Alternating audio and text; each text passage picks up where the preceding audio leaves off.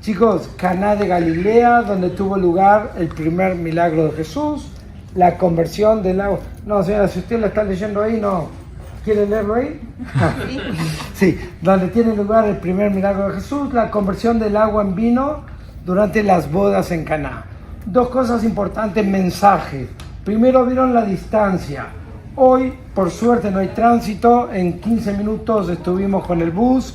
En épocas normales era un día que la gente llegaba de toda la región de Galilea para festejar las bodas.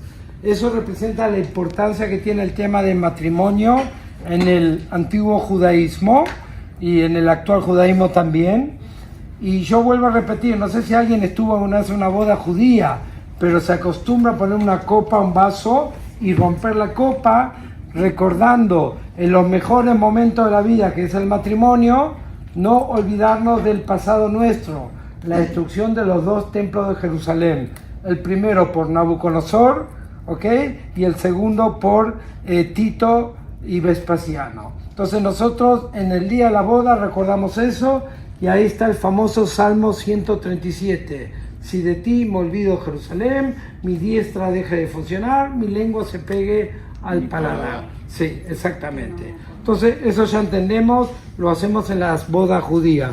Cuando veamos, por suerte Hollywood está en manos de nuestros paisanos, y cuando se ven bodas en las películas, van a ver mucho el tema de romper la copa. Para recordar el lugar donde estamos. Dice así: al tercer día se celebró una boda en Caná de Galilea y estaba allí la madre de Jesús. Ustedes tienen que recordar cuando leemos por un lado Caná de Galilea y cuando vemos la expresión Canaán, que a veces los predicadores hablamos rápido y puede haber confusión. Ahora estamos hablando de la aldea de Caná de Galilea y estaba allí la madre de Jesús. Y también vino Jesús, fue invitado con sus discípulos a la boda. Cuando se acabó el vino, la madre de Jesús le dijo: no tienen vino. Y Jesús le dijo: mujer, ¿qué nos va a ti y a mí en esto? Todavía no ha llegado mi hora. Su madre dijo a los que servían: haced todo lo que él os diga. Y había allí 6 tinajas de piedra, puestas para ser usadas en el rito de la purificación de los judíos. En cada una cabían 2 o 3 cántaros. Jesús les dijo: llenad de agua las tinajas, y las llenaron hasta el borde. Entonces le dijo: sacad ahora un poco y llevadlo al maestresala. Y se lo llevaron. Cuando el maestresala probó el agua convertida en vino, y como no sabía de dónde era, pero los que servían, que habían sacado el agua, lo sabían, el maestresala llamó al novio y le dijo: todo hombre sirve primero el vino bueno, y cuando ya han tomado bastante, entonces el inferior, pero tú has guardado hasta ahora el vino bueno. Este principio de sus señales hizo Jesús en Caná de Galilea y manifestó su gloria, y sus discípulos creyeron en él.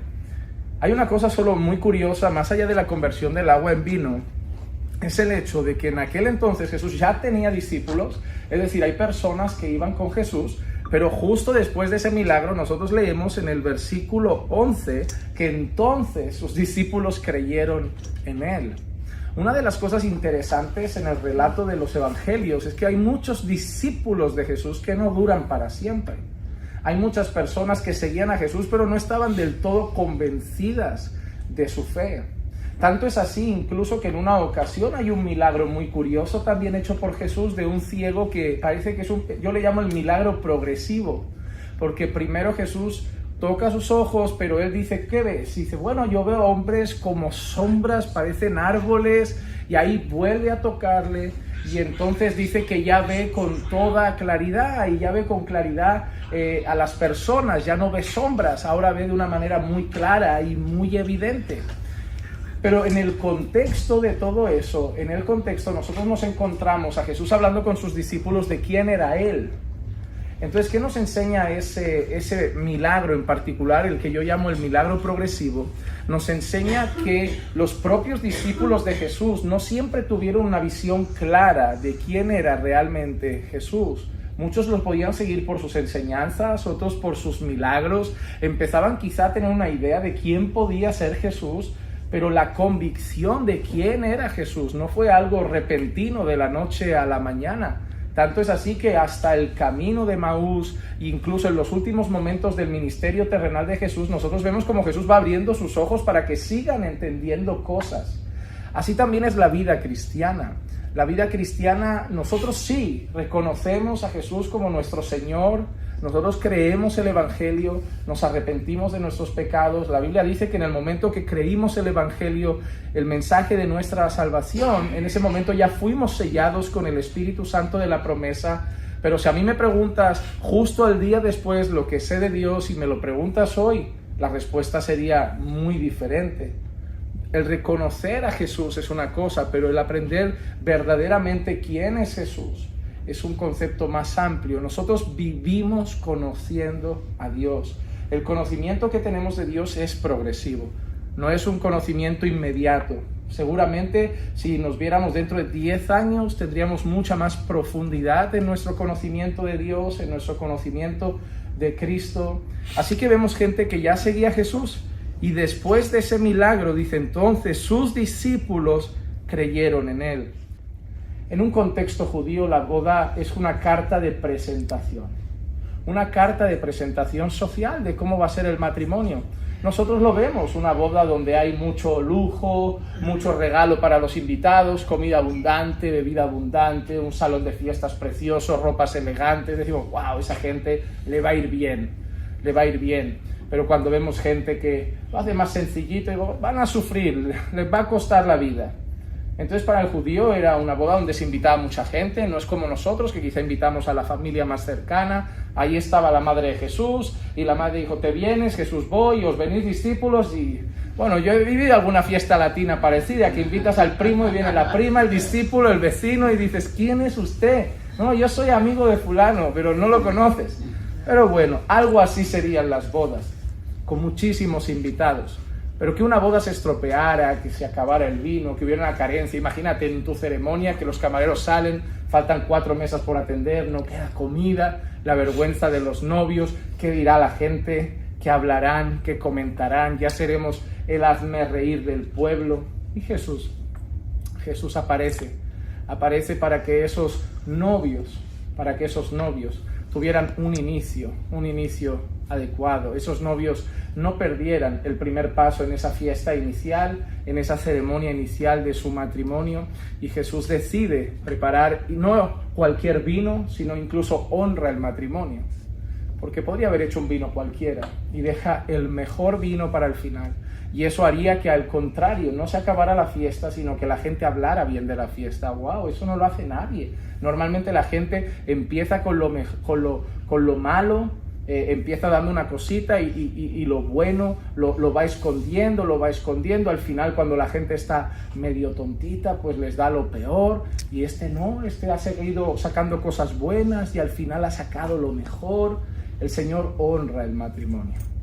El Señor bendice el matrimonio, el Señor cuida el matrimonio, el Señor prospera el matrimonio. Si hay una institución importante para Dios, es la familia.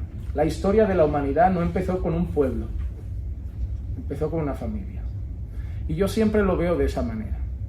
Dios no empezó la historia con una bandera, con una nación. Dios empezó la historia con un matrimonio, con Adán y Eva. Y nosotros vemos la importancia que el matrimonio tiene para Dios. Tanta es la importancia que Pablo asemeja la relación matrimonial a la relación de Cristo con la iglesia. Y quiero leer esa parte en Efesios capítulo 5. El apóstol Pablo dice, a partir del versículo 22, las mujeres estén sometidas a sus propios maridos como al Señor, porque el marido es cabeza de la mujer, así como Cristo es cabeza de la iglesia, siendo él mismo el Salvador del cuerpo. Pero así como la iglesia está sujeta a Cristo, también las mujeres deben estarlo a sus maridos en todo.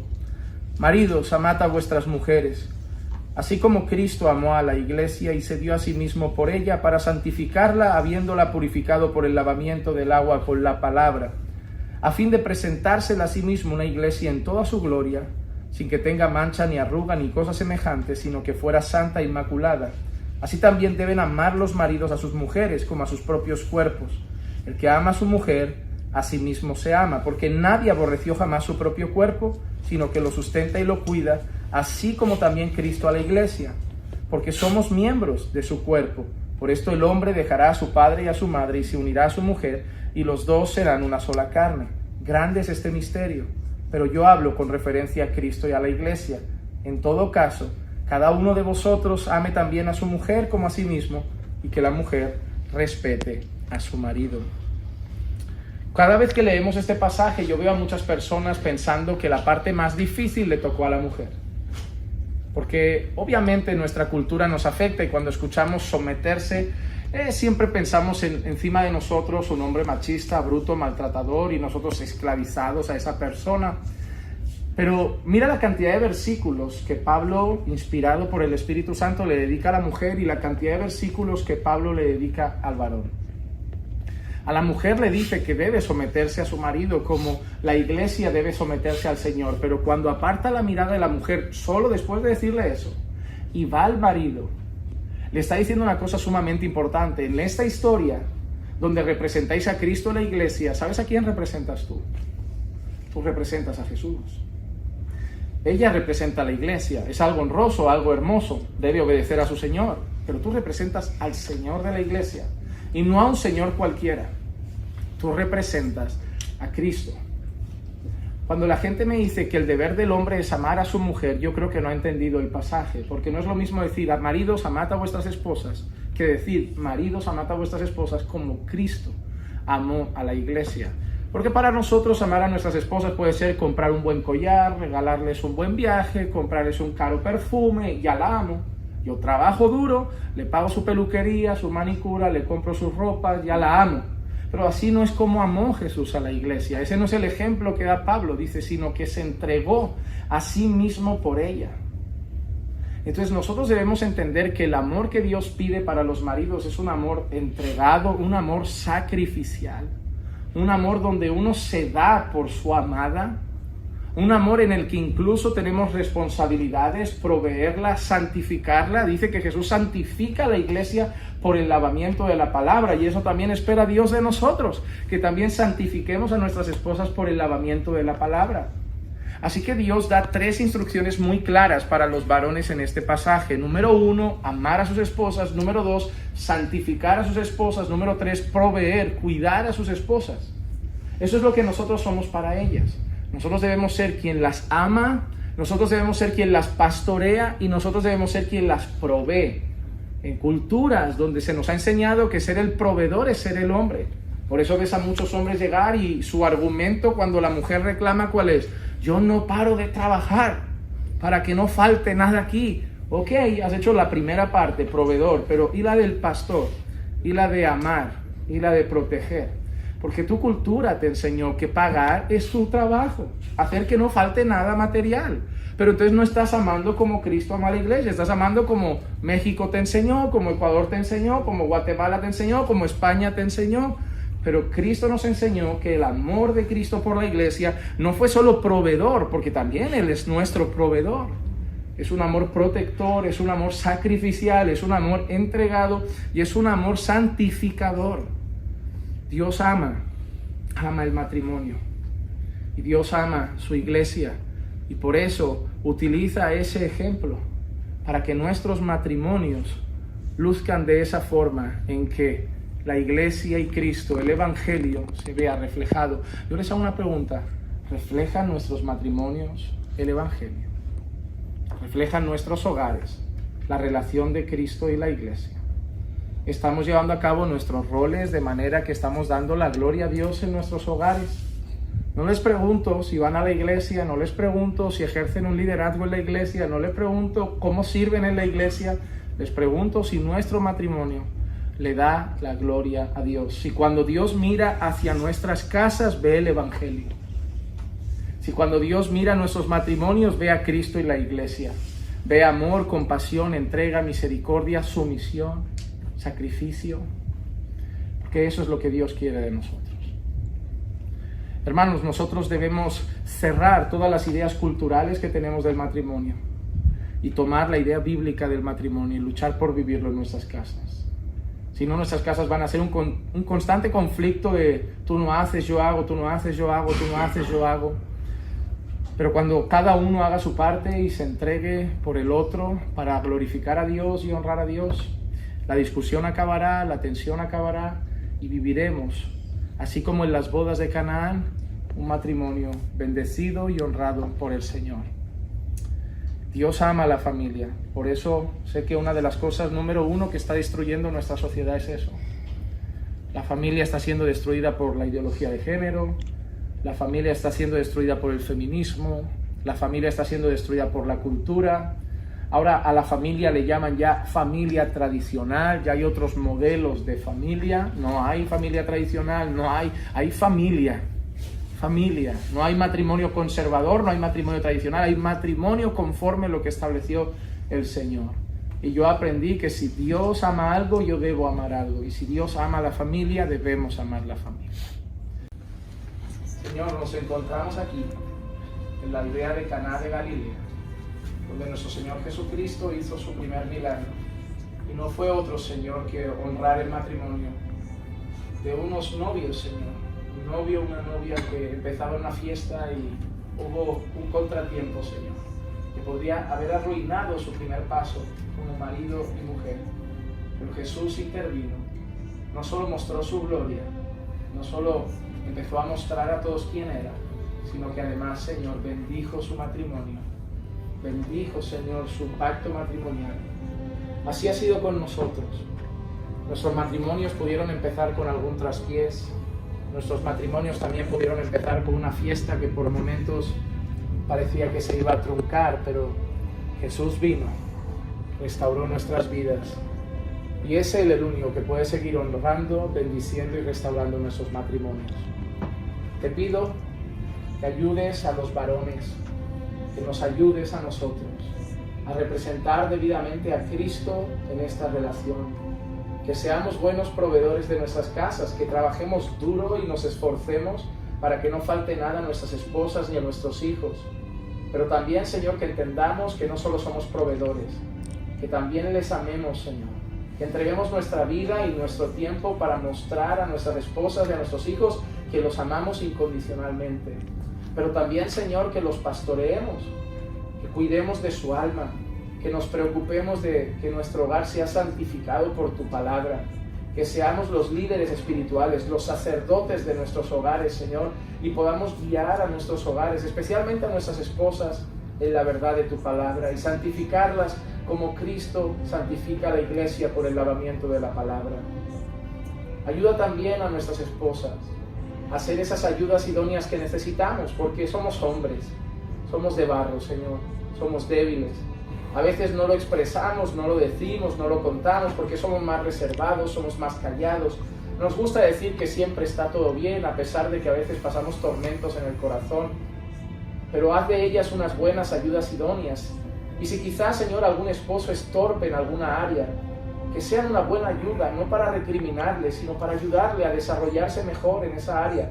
Que hagan de sus esposos buenos líderes espirituales del hogar. Que sean, Señor, la ayuda que necesitemos y que se sometan a nosotros como la iglesia al Señor, no de una manera esclavizante y obligada, sino de una manera voluntaria y amorosa, deseosa de honrar a su esposo. Bendice los matrimonios, Señor, que podamos, Señor, llevar nuestros matrimonios hasta donde tú quieres, hasta la muerte, porque, Señor, lo que tú has unido no lo puedes separar el hombre. Tu palabra dice en el libro del profeta Malaquías: yo soy Dios y aborrezco el divorcio. Por eso, Señor, ayúdanos. Sabemos que el pecado ha hecho estragos y muchos han sufrido las consecuencias del divorcio. Matrimonios llenos de violencia, de dolor. Y yo sé que muchas lágrimas, Señor, ya se han derramado porque muchos no querían eso y nadie se casa soñando con un divorcio. Pero el pecado tiene consecuencias y te pido que nos guardes. Nos guardes para que nuestros matrimonios duren hasta el final, para que te honremos con ellos y para que sobre todas las cosas nuestros matrimonios no tengan como meta principal una gran casa, un gran coche, sino darte la gloria a ti, Señor.